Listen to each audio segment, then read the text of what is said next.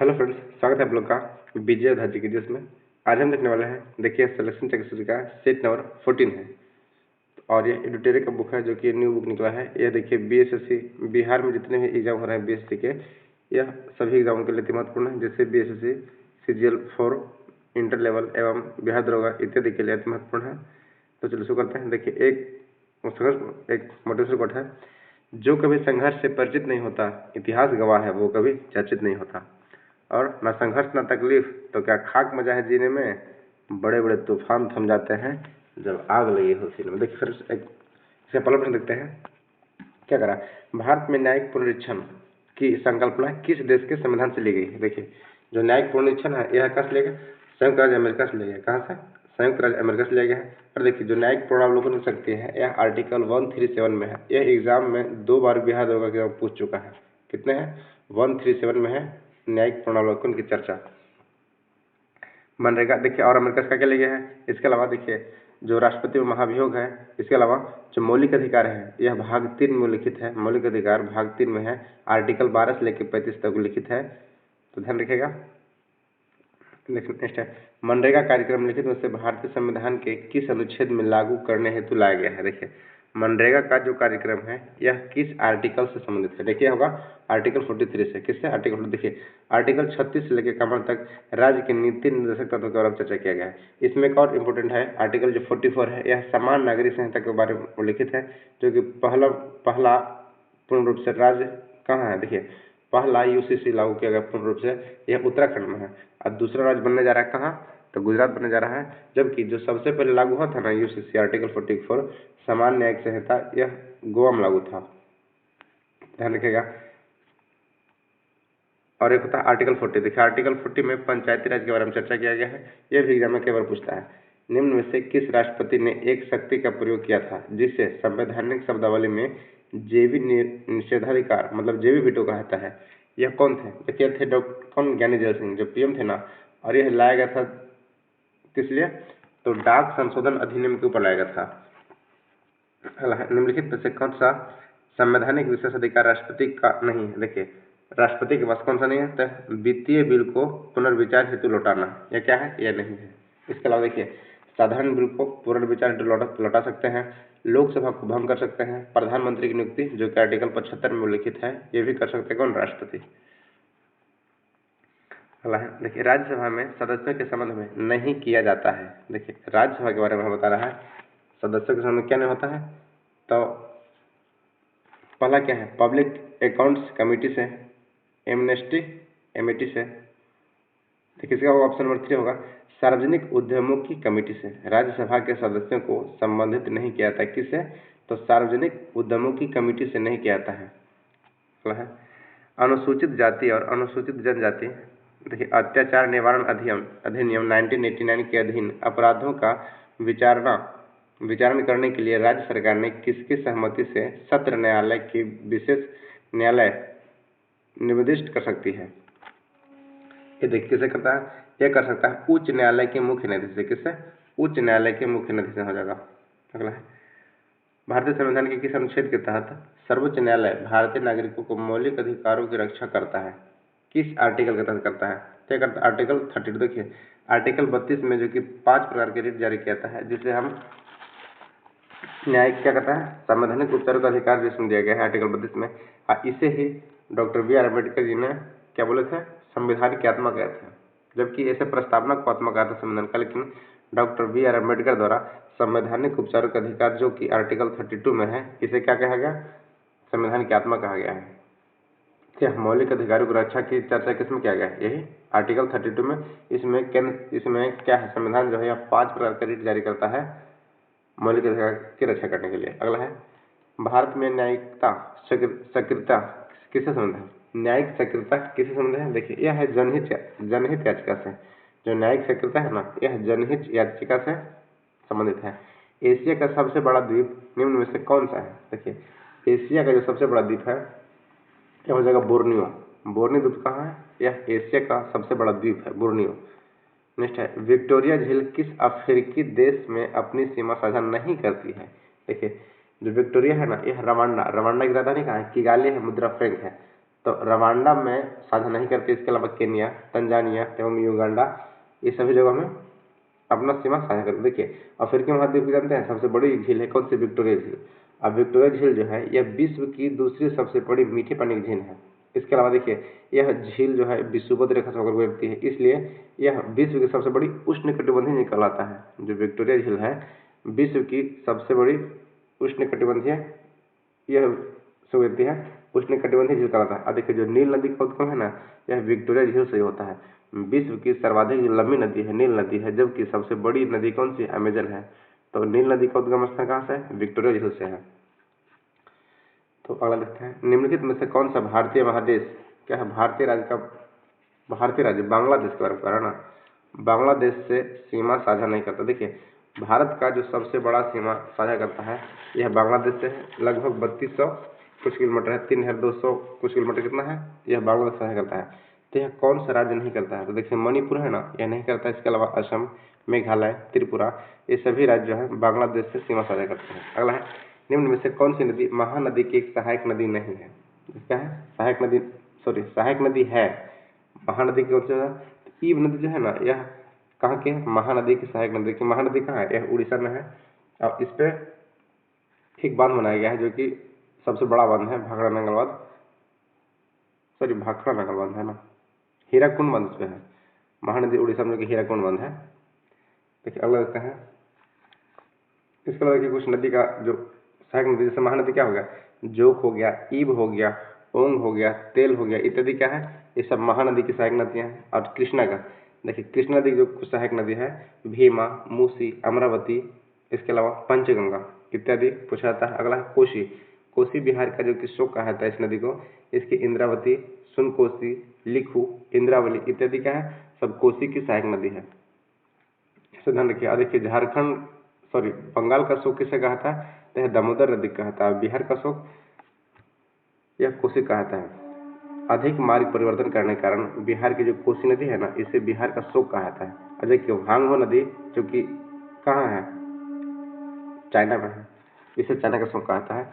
किस राज्य द्वारा 2025 से 35 की अवधि को जल विद्युत का दशक घोषित किया गया है? देखिए किस अवधि किया गया है? एक और प्रश्न ऊपर छूट गया है। अच्छा 15 इससे हो जाएगा अरुणाचल प्रदेश द्वारा। किसके द्वारा? अरुणाचल प्रदेश। अगला है नेक्स्ट है कौन सा दर्रा हिमाचल में स्थित नहीं है? देखिए इसमें कह रहा है कि कौन सा दर्रा हिमाचल में है? तो माना दर्रा। माना क्या हिमाचल में है, जबकि शिवकिला, बड़ा लाचला, रोहतांग ये सब क्या है? हिमाचल प्रदेश में मिलते हैं। देखिए जो जोजिला दर्रा है ना इसके और कुछ देख लेते हैं। जैसे जोजिला कहाँ है? लद्दाख में है। बनिहाल कहाँ है? जम्मू एवं कश्मीर में। लिपू लेक उत्तराखंड हो गया। माना, नीति ये सब कहाँ है? उत्तराखंड में है।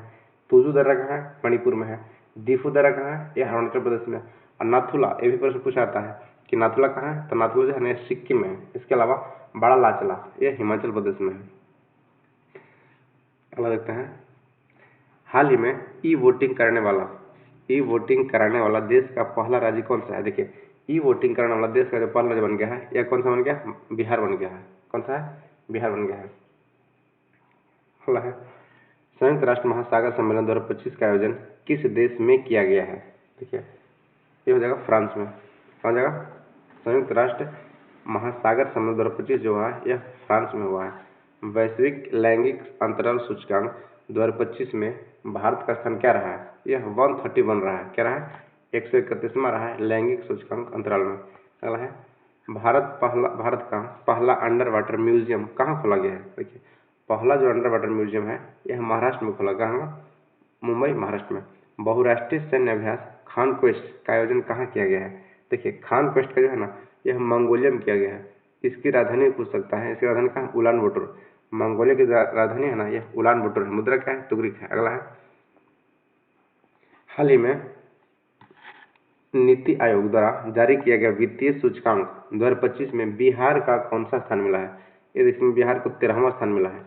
कौन सी राज्य सरकार अपना स्वयं का उपग्रह लॉन्च करने की घोषणा कर चुका? देखिए स्वयं का उपग्रह लॉन्च करने की घोषणा यह किया असम सरकार। कौन सा? असम राज्य जो है स्वयं का उपग्रह लॉन्च करने की घोषणा किया। इसके अलावा देखिए जैसे भारत रत्न है ना तो भारत रत्न के तर्ज पे वह अपना एक स्टेट का अलग रत्न जो अवार्ड है सबसे ऊंचा अवार्ड देने की घोषणा किया है, तो असम ही किया है। असम रत्न के नाम से भारत रत्न के तर्ज पे एक अपना अवार्ड घोषित किया है।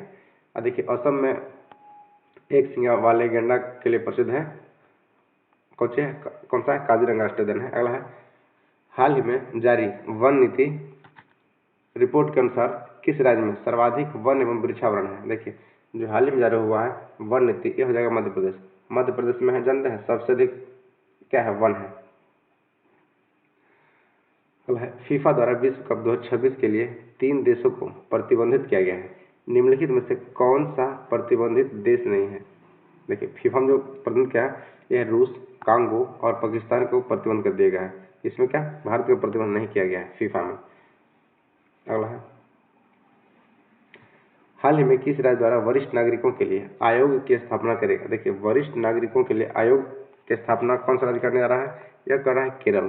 केरल जो है वरिष्ठ नागरिकों के लिए एक अपना अलग आयोग बनाने जा रहा है। अगला है, हाल ही में किसे प्रधानमंत्री नरेंद्र मोदी का प्रिंसिपल सेक्रेटरी नियुक्त किया गया है। देखिए प्रिंसिपल सेक्रेटरी क्या किया गया है, शक्तिकांत दास को। कौन, शक्तिकांत दास को नियुक्त किया गया है। ये देखिए इसमें जितने भी करंट अफेयर्स है ना, सब नवीनतम दिए गए हैं, इसलिए इसे आप ध्यान से देखिएगा। अगला है, फ्रेंच ओपन 2025 में एकल पुरुष का खिताब किसने जीता है। देखिए फ्रेंच ओपन में जीता है कार्लोस अल्कराज। कौन, कार्लोस अल्कराज जीते हैं। जबकि इसके अलावा जितने भी है ना, विंबलडन हो गया, यूएस हो गया, सारे में कौन जीते हैं, सब में जेनिक्स ने जीते हैं। सिर्फ फ्रेंच ओपन ही कार्लोस अल्कराज जीते हैं। अगला है, हाल ही में किस भारतीय ग्रंथ को यूनेस्को की मेमोरी ऑफ वर्ल्ड रजिस्टर में शामिल किया गया है। किस भारतीय क्या करा, भारतीय ग्रंथ को, तो श्रीमद् भागवत गीता एवं नाट्यशास्त्र, ये दोनों क्या गया है, बी एवं सी हो जाएगा इसमें, ऑप्शन डी होगा। श्रीमद् भागवत गीता एवं नाट्यशास्त्र को memory of the world register में सूची में शामिल किया गया है यूनेस्को का। अगला है, द कश्मीर शॉल उपन्यास के लेखक कौन है। देखिए द कश्मीर शॉल के जो उपन्यास के लेखक है ना, यह रोजी थॉमस है। कौन है, रोजी थॉमस, रोजी थॉमस। इसके अलावा देखिए कुछ पुस्तक हैं, जैसे भारत में लोक प्रशासन, इसका है प्रकाश चंद्र पंडपाल। इसके अलावा तारे रास्ता रोशन करते हैं, सुचेता राज खन्ना है। इसके अलावा स्वास्थ्य के प्रहरी, इसका ललित कौर हो गया। मैंने जो भारत देखा, इसका एस अम्बुला जाल हो गया। और देखिए भारत के इतिहास की अनदेखी, भारत ने इतिहास की अनदेखी की, इसके जो लेखक हैं यह है प्रेम प्रकाश। कौन है, प्रेम प्रकाश। थियोसॉफिकल सोसाइटी की स्थापना किस देश में हुई थी। देखिए जो थियोसॉफिकल सोसाइटी है इसका स्थापना क्या करा, कहाँ हुआ था, अमेरिका में हुआ था, सैन फ्रांसिस्को। अमेरिका के सैन फ्रांसिस्को में थियोसॉफिकल सोसाइटी की स्थापना किया गया था। कब किया था, 1879 में किया था। कब, 1879 में किया गया था। इसमें मैडम HP ब्लात्वस्की और कर्नल HS ऑलकॉट ने तथा इसके अन्य सहयोगियों को द्वारा किया गया था। निम्नलिखित में से क्या है, शिव नारायण अग्निहोत्री ने लाहौर में देव समाज की स्थापना कब किए थे। देखिए यह किए थे वर्ष 1887 में। लखनऊ समझौता के संबंध में निम्नलिखित में से कौन सा कथन सही है। क्या कर रहा है, लखनऊ समझौता में ना जगह इसे 1916 में हस्ताक्षर किया गया था, यह सही है। इसके अलावा यह कांग्रेस के मध्यम वर्गीय आमूल परिवर्तनवादी गुटों के बीच हुआ था। क्या है, इसमें दोनों कथन सही होंगे, ऑप्शन नंबर 1 सही है। अखिल भारतीय कमेटी, देखिए अखिल भारतीय कमेटी के किस अधिवेशन में भारत छोड़ो प्रस्ताव को स्वीकार किया गया था। यह किया गया था मुंबई में किया था। कहाँ किया था, मुंबई में, वर्ष 1829 में, 1829 में किया था, 1929 में, सॉरी 1916 में किया था ना। भारत छोड़ो आंदोलन का प्रस्ताव है 1942 को हुआ था। इसी में जानते क्या है, महात्मा गांधी जी ने करो या मरो का नारा दिए थे। कब किया था, अगस्त 1942 में था। निम्नलिखित में से पूर्ण स्वराज की मांग किया गया था 1929 में। अगला, निम्नलिखित में से कौन सी 1876 में स्थापित इंडियन एसोसिएशन के संस्थापकों में से थे। कौन है, क्या इंडियन एसोसिएशन के संस्थापकों में से एक थे, तो यह थे सुरेंद्र नाथ बनर्जी। कौन थे, सुरेंद्र नाथ बनर्जी थे। वास्तुकला की गुलबर्गा और बीदर शैली को निम्नलिखित में से किस राजवंश द्वारा संरक्षित किया गया था। देखिए यह क्या था, बहमनियों द्वारा। किस पर किया गया था, बहमनियों द्वारा किया गया था। अगला, दिल्ली सल्तनत के संदर्भ में राज्य पत्राचार विभाग को किस नाम से जाना जाता था? देखिए जो राज्य पत्राचार विभाग है ना, यह दीवान ए इंसा, क्या दीवान ए इंसा के नाम से जाना था। अगला देखते हैं, देखिए दीवान ए इंसा क्या होगा? सरकारी पत्र व्यवहार समिति है। दीवान ए अर्ज, दीवान ए अर्ज जो है ना, यह है सैन्य विभाग से, ध्यान रखिएगा दीवान ए अर्ज का सैन्य विभाग से रखा गया है। इसके अलावा दीवान ए रसाताल, जो रसाताल है ना, यह रखा गया धार्मिक मुद्दों से संबंधित विदेशी मामलों की देखरेख से। इसके अलावा दीवान ए खैरात जो है, यह रखा गया था दान विभाग से। देखिए जो ना कई बार कहते हैं कि खैरात का दिया हुआ है, तो खैरात क्या हुआ? यह दान विभाग से संबंधित है। दीवान ए अर्ज हो गया सैन्य विभाग से। दीवान ए इंसा हो गया किससे? यह हो गया सरकारी पत्राचार विभाग से। और दीवान ए रसाताल हो गया धार्मिक मामलों से संबंधित है। निम्नलिखित में से दिल्ली सल्तनत में निम्नलिखित में से किस वंश ने जौनपुर को के अंततः दिल्ली सल्तनत का साम्राज्य में मिला लिया था? एक मिला था तो लोधी वंश मिला था। कौन? लोधी वंश। अगला है रवि कीर्ति किस शासक के दरबारी कवि थे? देखिए रवि कीर्ति जो है यह पुलकेशिन द्वितीय के थे। कौन? रवि कीर्ति जो दरबारी कवि थे ना, पुलकेशिन द्वितीय के थे। खारवेल किस राजवंश का महत्वपूर्ण शासक था? देखिए खारवेल जो है यह चेदी वंश का था। किसका था? चेदी वंश का था महत्वपूर्ण शासक। अगला है किस वर्ष संयुक्त राष्ट्र महासभा ने 21 जून को अंतर्राष्ट्रीय योग दिवस के रूप में मान्यता दी थी? देखिए संयुक्त राष्ट्र महासभा ने वर्ष 2014 में अंतर्राष्ट्रीय योग दिवस को मान्यता दिया था। और प्रत्येक वर्ष 21 जून को क्या मनाता है? योग दिवस। और देखिए पहली बार जो मनाया गया था ना, वर्ष 2015 मनाया गया था, ध्यान रखिएगा। इसे मान्यता दिया गया 2024 में। अब मनाया गया कब? 2015 से मनाया जाने लगा। देखिए 2015 में बेटी बचाओ बेटी पढ़ाओ का भी आयोजन किया था शुरू, और 2014 में जो है जनधन योजना शुरू किया था। और ये दोनों योजना एग्जाम में पूछा चुके हैं, इसलिए ध्यान रखिएगा। गुड़ी पड़वा क्या है? गुड़ी पड़वा जो है, अधिक एक और ध्यान रख सकते हैं कि योग दिवस हाल ही में कब मनाया, कहाँ मनाया गया? तो 2025 में जो है ना, यह विशाखापत्तनम मनाया गया। इसका थीम क्या था? एक पृथ्वी एक स्वास्थ्य के लिए योग। क्या था? एक पृथ्वी एक स्वास्थ्य के लिए योग। और यह हाल ही में विशाखापत्तनम मनाया गया 2025 में। तो कभी कभी ये भी पूछ जाता है कि इसे नवीनतम हाल ही में कहाँ घोषित किया गया है? तो विशाखापत्तनम हो जाएगा, और जो कि आंध्र प्रदेश में। अगला है गुड़ी पड़वा। गुड़ी पड़वा एक अन्य नाम से भी जानाता है। इसका और नाम क्या है? जिसे उगादी कहते हैं। देखिए जो दक्षिण भारत के कुछ राज्य है जैसे तेलंगाना कर्नाटक इत्यादि में गुड़ी पड़वा मनाता है, इसे उगादी भी कहा जाता है। नेक्स्ट है जैव विविधता अभिसम को किस वर्ष अपनाया गया था? जैव विविधता अभिसम को यह अपनाया गया था 1992 में। कब? 1992 में, 1992 में। देखिए 1992 में ही 10 अगस्त 1992 को हाथी परियोजना शुरू किया गया था। इसलिए हाथी दिवस कब मनाता है? 12 अगस्त को मनाता है। 10 अगस्त को, सॉरी 12 अगस्त को मनाता है। और टाइगर प्रोजेक्ट कब लगा था? तो 1973 में लगा था टाइगर प्रोजेक्ट। अगला है किस संस्थान को जलवायु परिवर्तन और जैव विविधता की हानि के नियंत्रण हेतु पुनः स्थापना विधि का अधिनियम NRL अधिनियमित करता है? एक कौन सी संस्था है? देखिए यह हो जाएगा यूरोपीय संघ। कौन सा हो जाएगा? यह यूरोपीय संघ के द्वारा किया जाता है। निम्नलिखित में से कौन सा देश बिम्स्टेक का सदस्य नहीं है? देखिए बिम्स्टेक का सदस्य पूछ रहा है, इसमें कौन सा नहीं है? तो हो जाएगा मालदीव। मालदीव जो है ना, यह बिम्स्टेक का सदस्य नहीं है, जबकि नेपाल, भारत, भूटान ये सब क्या है? बिम्स्टेक के सदस्य हैं। 49वीं समांतर रेखा के बीच है। देखिए यह प्रश्न हाल ही के जो एग्जाम हुए ना, बीपीएससी एग्जाम, उसमें पूछा गया है। 49th पैरेलल, सॉरी इससे पूछा गया था प्रश्न। यह अमेरिका एवं कनाडा, यूएसए एवं कनाडा से हो जाएगा क्या? 49वीं समांतर रेखा जो है ना, कौन ऑप्शन? यूएसए, अमेरिका एवं कनाडा के बीच हुआ था। किस संबंध है? यूएस क्या? 49th पैरेलल क्या? अमेरिका एवं कनाडा से। देखिए एक और पूछता है भारत एवं पाक के बीच में क्या है? भारत एवं श्रीलंका के बीच में पाक जलदुर्ग मध्य है। अब भारत पाकिस्तान के बीच रेड क्लिफ रेखा है, मैकमोहन रेखा भारत एवं चीन के बीच है। इसके अलावा और देखिए कुछ रेखा है। 49वीं समांतर रेखा तो हो गया यूएस एवं कनाडा के बीच। देखिए 38वीं क्या है? तो उत्तर कोरिया एवं दक्षिण कोरिया। देखिए 38वीं ध्यान रखिएगा, 49वां हो गया यूएस कनाडा और 38वीं कोरिया के बीच में, उत्तर कोरिया दक्षिण कोरिया। और 17वीं समांतर रेखा यह उत्तरी वियतनाम और दक्षिण, देखिए वियतनाम हो गया 17वीं और कोरिया हो गया 38वीं। कोरिया उत्तर और दक्षिण कोरिया को अलग करता है 38वीं समांतर रेखा। वियतनाम में उत्तर वियतनाम और दक्षिण को अलग करता है 17वीं समांतर रेखा। एक और पूछता है सीज फ्राइड रेखा। देखिए सीज फ्राइड रेखा जो है ना, यह जर्मनी एवं फ्रांस को अलग करता है। और 24वीं समांतर रेखा जो है यह भारत एवं कच्छ के जो क्षेत्र है पाकिस्तान में, उसे अलग करता है। हिंडनबर्ग रेखा किसे करता है? तो जानते हैं जर्मनी एवं पोलैंड को हिंडनबर्ग रेखा करता है। एवं मैनर हीन रूस एवं फिनलैंड मैनरहीन रेखा अलग करता है। कौन सा? रूस एवं फिनलैंड को मैनरहीन अलग करता है। I do watt I do पुस्तक के लेखक कौन है? देखिए प्रश्न एग्जाम पूछा चुका। I do watt I do यह रघुराम राजन है। कौन? रघुराम राजन है।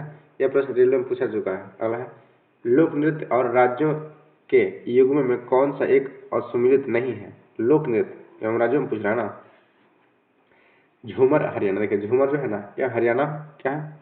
सुमिलित नहीं है। झूमर कहाँ होता है? राजस्थान में होता है। कजरी उत्तर प्रदेश में होता है। बाउल जो कि पश्चिम बंगाल का नृत्य है। तमाशा जो है महाराष्ट्र का है। इसके अलावा नौटंकी इत्यादि कहाँ है? नौटंकी, रासलीला, कजरी, झूला ये सब उत्तर प्रदेश से संबंधित है। देखिए प्रधानमंत्री जीवन ज्योति बीमा योजना क्या है? देखिए यह एक जीवन बीमा योजना है। क्या है? जीवन बीमा है। जीवन बीमा योजना जो है। आगा खां पैलेस भारत के किस राज्य में स्थित है? देखिए आगा खां पैलेस जो है एक जगह यूनेस्को ने, चूंकि आगा खां जानते हैं यह पुणे महाराष्ट्र में है। कहाँ? पुणे महाराष्ट्र में है। ऑप्शन नंबर डी हो जाएगा। लेजर का उपयोग निम्न में से किस में नहीं होता है? क्या करा? लेजर का उपयोग किस में होता है? ये हो जाएगा एंटी एटॉमिक रिएक्टर में नहीं होता है। एटॉमिक रिएक्टर में। देखिए इसके अलावा कुछ प्रमुख पैलेस है जैसे सिटी ऑफ पैलेस ये कहाँ है? जयपुर में। जयपुर को पिंक सिटी कहा जाता है। जय विलास पैलेस कहाँ है? तो ग्वालियर में है। लक्ष्मी विलास पैलेस कहाँ है? बड़ोदरा में है। अम्बा विलास मैसूर में है। रणजीत विलास पैलेस यह राजकोट में है। राजकोट कहाँ है? गुजरात का है। नेक्स्ट पर देखता है 15 नंबर प्रश्न होगा गुरुत्वाकर्षण सिद्धांत किसके द्वारा दिया? देखिए जो गुरुत्वाकर्षण सिद्धांत है ना यह आइजैक न्यूटन द्वारा, किसके द्वारा? आइजैक न्यूटन के द्वारा। निम्न में से कौन सा रक्त में हेमोग्लोबिन के साथ अनुक्रमणिक संश्लिष्ट बनाता है? यह क्या पता है? यह हो जाएगा कार्बन मोनोऑक्साइड। देखिए जो कार्बन मोनोऑक्साइड है ना यह रक्त के साथ हेमोग्लोबिन के साथ जो मिलता है ना तो अनुक्रमणीय संश्लिष्ट बनाता है और ब्लड को क्या करता है? जाम करता है, ऑक्सीजन को परिवहन करने से रोकता है, जिससे क्या होता है? आदमी का मृत्यु हो सकता है। इसलिए कार्बन मोनोऑक्साइड जो है यह साइलेंट किलर नामक गैस के नाम से आता है। अगला है कौन सी अंग मनुष्य में मादा प्रजनन से संबंधित नहीं है? देखिए मादा प्रजनन से जो शुक्राणु वाहिका होता है ना यह नहीं होगा। शुक्राणु वाहिका जो है यह पुरुष जननांग से संबंधित है, जबकि गर्भाशय, अंडवाहिनियां, अंडाशय का एक युग्म ये सब क्या है? मादा प्रजनन अंग के भाग है। निम्न में से कौन सा तत्व परमाणु ईंधन की श्रेणी में नहीं आता है? देखिए परमाणु ईंधन श्रेणी में है कैडमियम जो है ना यह नहीं आता है। क्या है? इसके अलावा थोरियम हो गया, यूरेनियम हो गया, प्लूटोनियम हो गया, ये सब क्या है? परमाणु ईंधन की श्रेणी में आता है।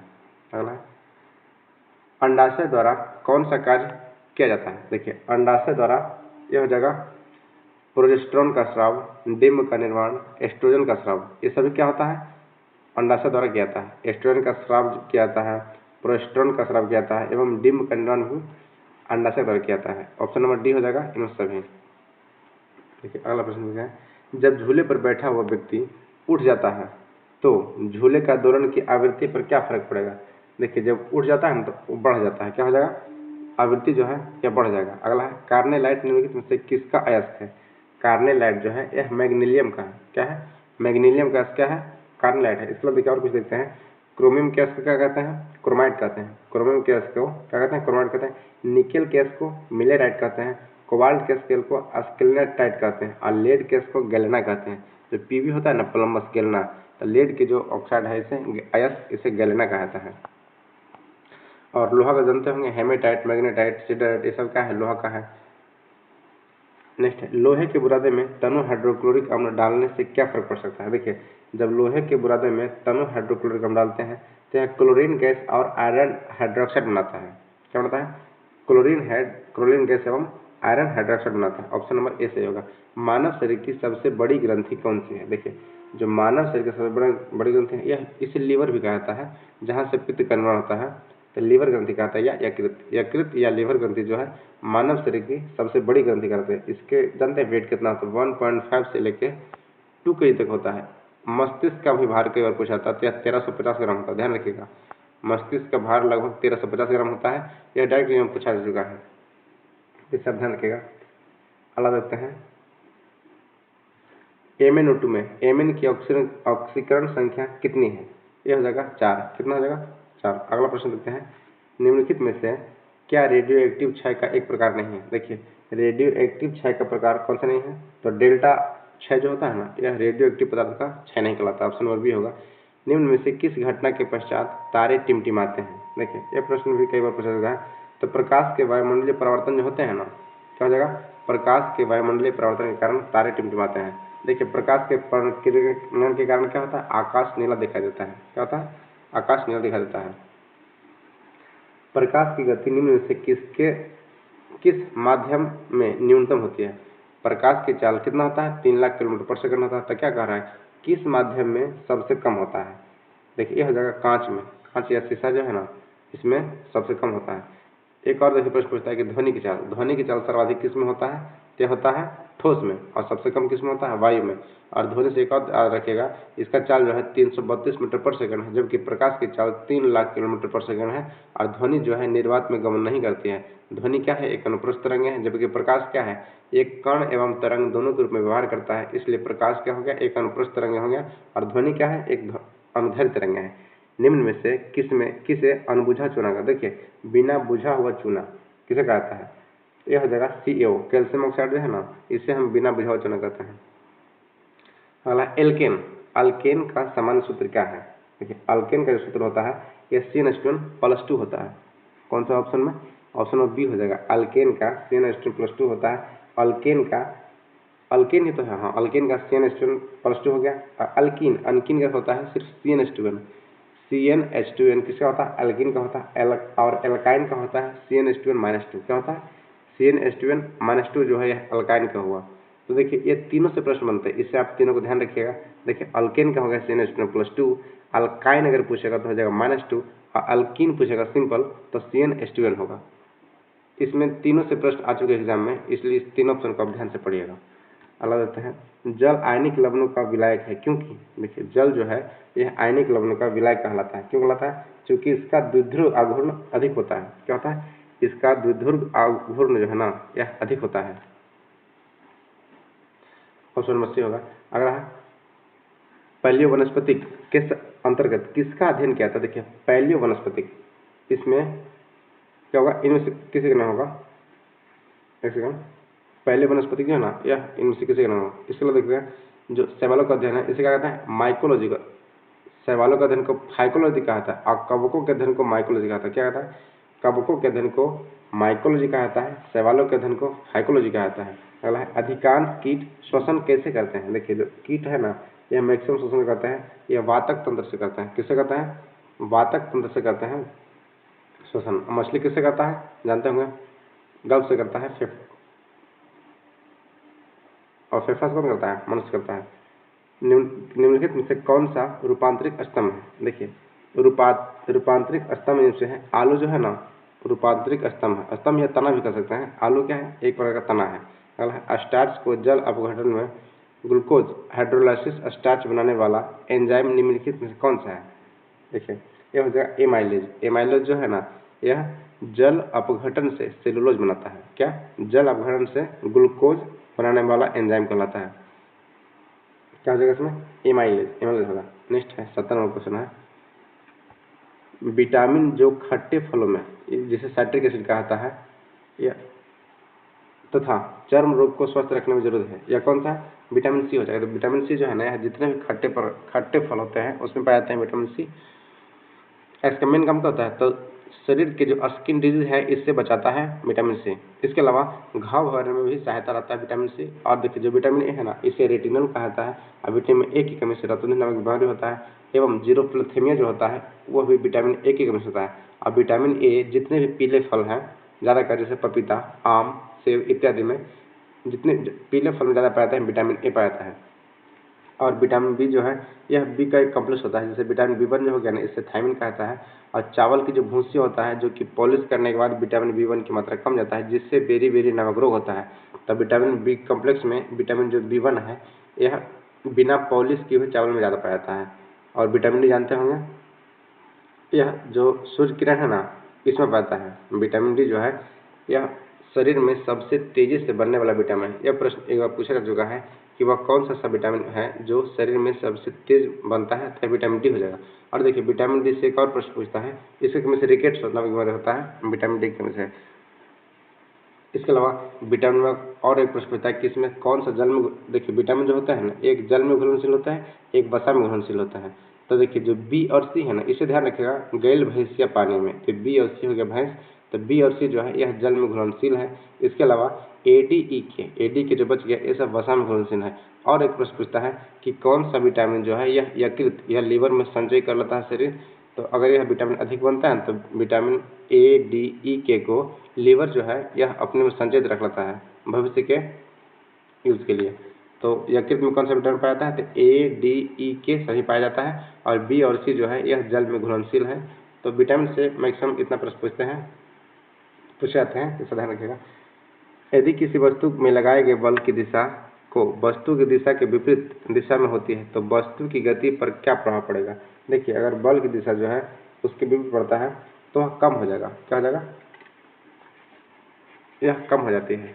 दी गई अवधि के लिए एक देश की राष्ट्रीय आय क्या है। देखिए इसमें जो है उत्पादित अंतिम वस्तुओं और सेवाओं की मौद्रिक के बराबर होता है, क्या है, उत्पादित अंतिम वस्तुओं और सेवाओं के मौद्रिक मूल्य के बराबर होती है, जो अंतिम वस्तु होता है वो। अगला देखते हैं, निम्नलिखित में से कथनों पर विचार कीजिए और असत्य कथन की पहचान कीजिए। 73 नंबर प्रश्न ना। हाँ देखिए इसका क्या हो जाएगा, ग्रामीण में ऋण साख का सबसे अधिक भाग औपचारिकता स्रोत के द्वारा पूरा किया जाता है, क्या होगा, ऑप्शन नंबर सी सही होगा। एक सेकंड, अगला है, यह कथन सी गलत है, क्या असत्य कारण, तो ग्रामीण क्षेत्र में ऋण साख की सबसे अधिक भाग औपचारिक स्रोत से पूर्ति होता है, यह कथन गलत होगा। अगला, इसके अलावा देखिए जो साख औपचारिकता स्रोत के अंतर्गत व्यावसायिक बैंक एवं सहकारी समितियों को शोषित किया था, यह सही होगा। भारतीय रिजर्व बैंक ऋणों के औपचारिक स्रोतों को कार्यालय पर नजर रखता है, ये भी सही होगा। यह इनमें सब सही है, लेकिन ऑप्शन नंबर सी क्या है, यह गलत है, तो गलत ही पूछ रहा था, ऑप्शन नंबर सी हो जाएगा उसका, ध्यान से देखिएगा। अगला, भारत दुनिया की सबसे बड़ी विदेशी मुद्रा भंडार धारकों में से एक है। भारत में विदेशी मुद्रा भंडार शामिल है, कौन कौन सा आता है, देखिए इसमें जो है ना ये हो जाएगा ऑप्शन नंबर डी हो जाएगा, 1, 2 एवं 3 हो जाएगा। विदेशी मुद्रा संपत्ति जिसे FCA कहते हैं, सोने का भंडार, विशेष आहरण नीति SDR होता है, इसका फॉर्म SDR होता है। स्पेशल ड्राइंग राइट्स जो है विशेष आहरण अधिकतम, ये क्या है, ये तीनों शामिल हैं विदेशी मुद्रा भंडार में। अगला, दिए गए कथनों पर विचार कीजिए। देखिए खाद्य सुरक्षा का अर्थ है कि सभी लोगों के लिए सदैव पोषण। अगला है, कुल युक्त भोजन की उपलब्धता, पहुंच और उससे प्राप्त करने का सामर्थ्य। प्रकृति आपदा खाद्य सुरक्षा को प्रभावित नहीं करती है। कथन 1 एवं 2 दिए गए हैं, तो क्या पूछ रहा है, ये दोनों कथनों में कौन सा सही है, तो देखिए केवल एक क्या होगा, ऑप्शन नंबर ए होगा, इसका केवल एक सही है। तो फ्रेंड्स देखिए इसमें जितने भी प्रश्न जीके जिसके दिए गए थे उससे हम कवर कर चुके हैं। अगर वीडियो अच्छी लगे तो कृपया इसे एक लाइक एवं सब्सक्राइब कर दीजिएगा, और कोई सुझाव हो तो कृपया कमेंट बॉक्स कीजिएगा। वीडियो को पूरा देखने के लिए धन्यवाद। थैंक यू, जय हिंद।